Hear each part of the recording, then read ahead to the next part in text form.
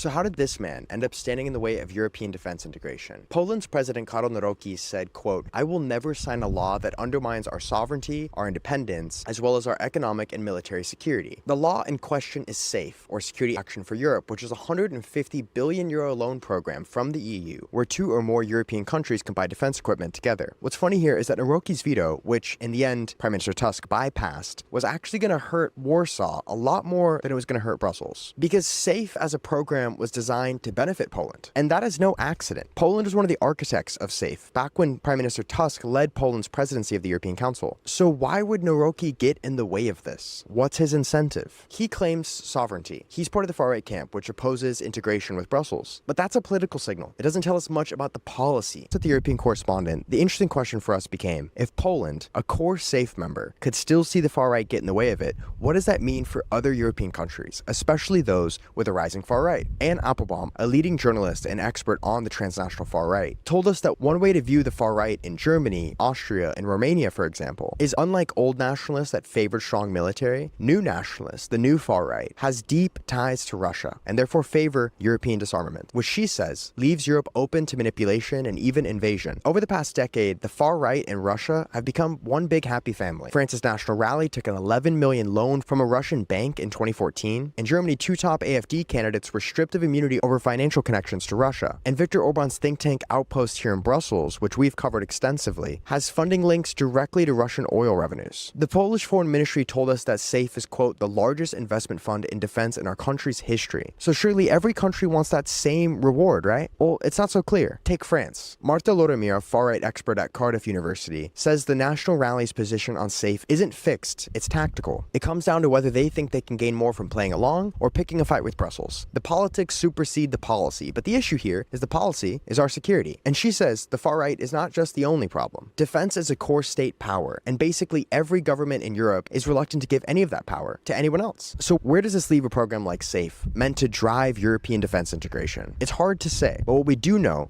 is that the European far-right is at its strongest since World War II. So after watching what unfolded in Poland, it's fair to assume that the road ahead to stronger European defense won't be a smooth one.